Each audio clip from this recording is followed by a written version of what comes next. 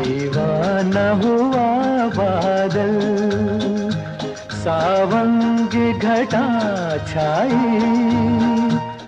यहाँ पे आके समझ में नहीं आता बोलूँ क्या। खूबसूरती इतनी है, देख देख के कुछ अलग ख्यालों में खो जाता हूँ मैं। बोलूँगा कुछ नहीं, अब बस देखना और समझना जो आगे आने वाला है। सीपियों की ओट में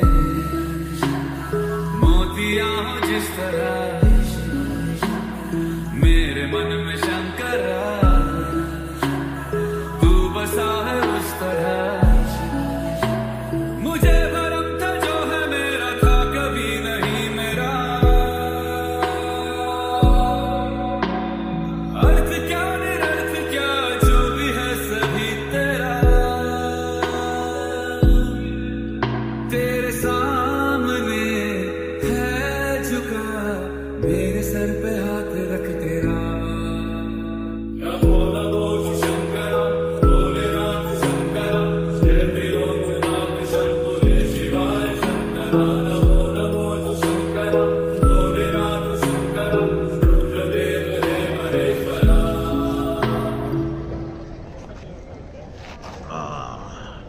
पहुंच गए, है ना खूबसूरत। आज ही के दिन देखा था पिछले साल, लास्ट ईयर सेम डे पे दोबारा मैं यहाँ पे हूँ और सेम जगह है जहाँ पे मैं लास्ट टाइम बैठा हुआ था। तो भाई आज की रात है आरती, हमें बस थोड़ा सा समय बिताना है और अब होने वाली है जंग।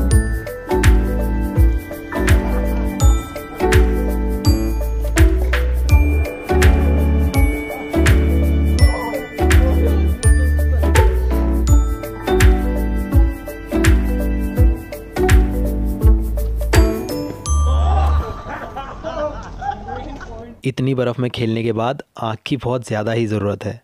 सूरज भी ढल चुका है, मतलब आरती भी शुरू होने को है। अथात्मानकं शिवात्मानकं श्रीरुद्ररूपं ध्यायेत्, शुद्धस्फटिकसङ्काशं त्रिनेत्रं पञ्चवक्त्रकं गंगाधरं दशभुजं सर्वाभरणभूषितं नीलग्रीवं शशांकांकं नागयज्ञोपवीतिनम्। आज की रात का मोस्ट एक्साइटिंग पार्ट है दिस कैंपिंग। आज की रात मैं कैंप करूंगा केदारनाथ में। ये मेरी लाइफ का फर्स्ट कैंप है, so I am very excited. Actually मेरे फ्रेंड्स भी बहुत ज़्यादा एक्साइटेड हैं क्योंकि उन लोग का भी ये फर्स्ट कैंप है। हाँ तो भाई अपना कैंप लग चुका है भाई, ये लगेगा ही लगेगा रात में आज। हम लोग हैं केदारनाथ में और आज की रात हम लोग कैंप कर रहे हैं बिकॉज़ हम लोग पहले भी सोच रहे थे कि कैंप करेंगे और यमुनोत्री में हम लोगों ने सोचा था करेंगे, वीडियो भी है उसकी, तो वहाँ कर नहीं पाए, पुलिस वालों ने मना कर दिया था। एंड गंगोत्री में हम लोग रुके नहीं, वहाँ से डायरेक्ट हम लोग निकल गए थे और अभी हम केदारनाथ में कैंप कर रहे हैं। अभी हम लोग कैंप में ही हैं, ये देखो। भाई फीलिंग बता कैसी आ रही है कैंप में? भाई बहुत मज़ा आ रहा है, हमें लगा नहीं था कि हम कैंप में रुक पाएंगे, बट ठीक है, अच्छा है। जिस हिसाब से ठंड हो रही है ना, बेस्ट है भाई, बेस्ट है भाई। भाई यहाँ पे इतने महंगे महंगे रूम, माइनस कम से कम 6 डिग्री है बाहर, अभी -6 और अभी गिरेगा यहाँ पे, ये लोग बोल रहे हैं बाहर। तो कितना गिरेगा वो देखना है, रात में ठंड लगेगी नहीं लगेगी। अभी तो वैसे नहीं लग रही है, कैंप में बिल्कुल भी ठंड नहीं लग रही है क्योंकि जैकेट भी है और सब कुछ है हमारे पास सोने के लिए। पूरा हम पैकिंग प्लानिंग पूरा प्लानिंग के साथ आए हैं, कुछ भी दिक्कत नहीं होने देंगे भाई। भाई पुलिस वाले बोल रहे थे कि हमारे कैंप में रुक जाओ। हाँ ये लोग ये बात कर रहे हैं कि अभी हम लोग थोड़ी देर पहले बाहर बैठे हुए थे और वहाँ पे हमारे साथ 2 पुलिस वाले भी थे और उन लोगों ने पता नहीं लगने दिया, वो लोग पुलिस वाले इतनी दोस्ती के साथ वो हमारे साथ बैठे पड़े थे, जैसे कि कोई हम लोग दोस्त हों उनके, ऐसे हम लोगों से बात कर रहे थे। तो वो अच्छी लगी चीज़ आज उन लोग के बारे में, तो ये चीज़ शेयर करनी थी।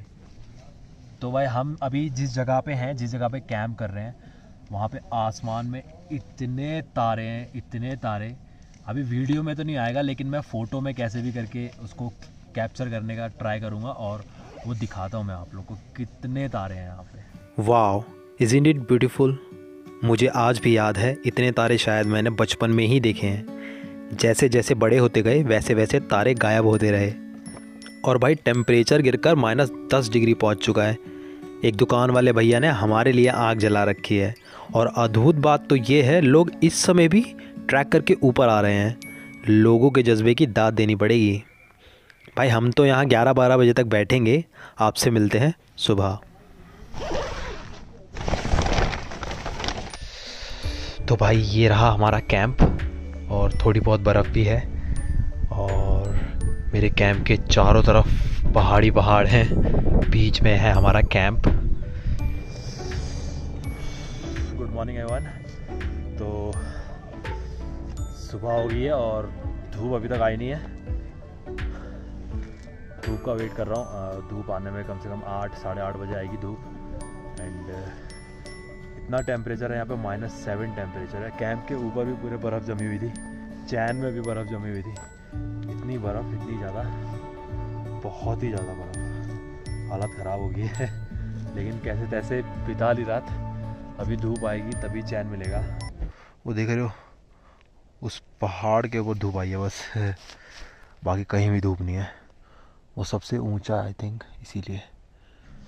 ये देखो, ये पानी है यहाँ पे पड़ा हुआ और ये पूरा जमा हुआ है, देखो। सर्दी बहुत ज़्यादा है। जिन भैया ने रात को हमारे लिए आग जलाई थी, उन्हीं भैया ने सुबह सुबह हमारे लिए फिर से आग जला रखी थी।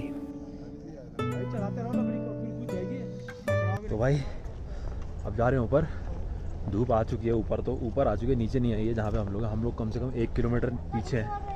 तो ऊपर चलते हैं जहाँ पे धूप है। Until we reach there, मैं शिवजी और केदारनाथ का संबंध आपसे शेयर कर देता हूँ। आफ्टर डिफीटिंग कौरवाज इन कुरुक्षेत्र, पांडव अपने पापों का प्रायश्चित करना चाहते थे, इसलिए वो गॉड शिवा को ढूंढने निकल पड़े।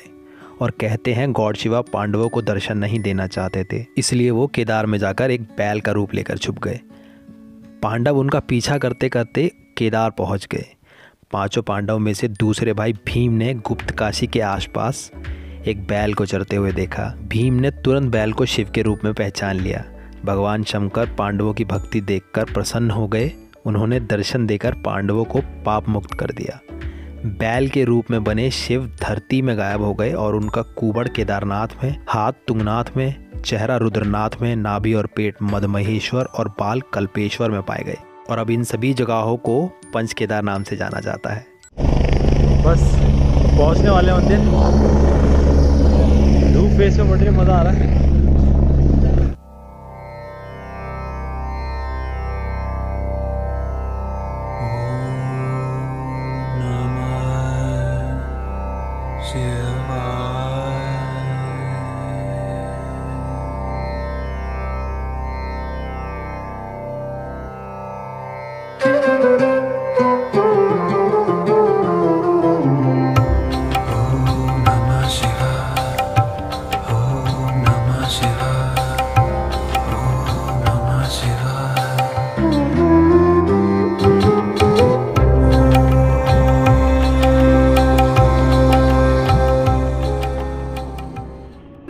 कितने सुंदर पहाड़ है यार ये। वैसे केदारनाथ कितना सुंदर है ये तो सभी देख चुके हैं और ये भी सभी जानते हैं कि 2013 के फ्लड के दौरान यहाँ सब कुछ बर्बाद हो गया था, सिवाय केदारनाथ मंदिर के। और ये जगह कितनी अद्भुत है ये इस पत्थर से पता लग जाता है। इस विशाल दौरान ने फ्लड के दौरान मंदिर को टूटने से बचाया।